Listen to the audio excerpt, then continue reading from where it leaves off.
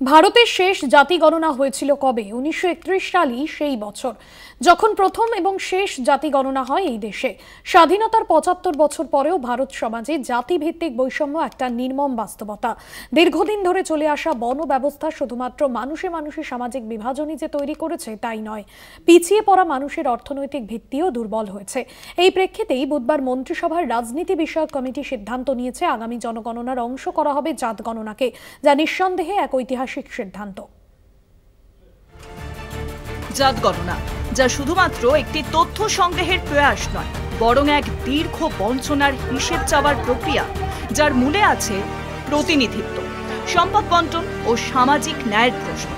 অথচ 1931 সালে ইংরেজ শাসনামলের পরে ভারত কোনো পূর্ণাঙ্গ জাতিগত জনগণনা হয়নি।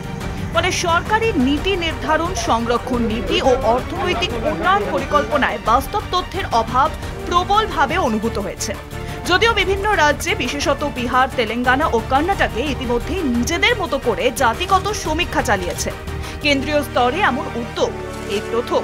1931 সালের জাত গণনা অনুযায়ী ওবিসি আনুমানিক 52%, এসসি 15%, এসটি 7%, উচ্চবর্ণ 15 থেকে 18%, অন্যান্য 8 থেকে 10%। এরপর আর জাতিভিত্তিক কোনো পরিসংখ্যান কেন্দ্রীয়ভাবে প্রকাশিত হয়নি। 2011 সালে ইউপিএ সরকার জাত গণনা করে।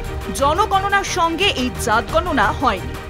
আলাদা করে সেই কাজ করেছিল গ্রামীণ বিকাশ দপ্তর এবং হাউজিং ও শহুরে দারিদ্র্য দূরীকরণ দপ্তর। একে বলা হয় সামাজিক অর্থনৈতিক জাত গণনা। এই জাত গণনায় খরচ ধার্য হয়েছিল সেই সময় প্রায় 8,894 কোটি টাকা। দ্বিতীয় ইউপিএ সরকার 2011 সাল 3 বছর সময় পেয়েও এর রিপোর্ট বার করেনি। তারপরে বিজেপি সরকারও গত 11 বছরে এর রিপোর্ট বার করেনি। 2023 সালে বিহার সরকার রাজ্যে প্রথমবার জাতিগত সমীক্ষা চালায়।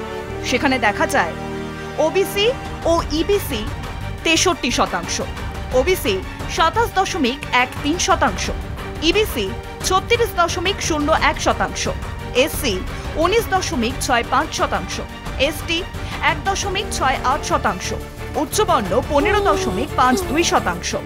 এই সংখ্যা একদিকে যেমন সামাজিক বাস্তবতা প্রকাশ করে, অন্যদিকে রাজনৈতিক স্তরে দারুণ আলোড়ন তোলে।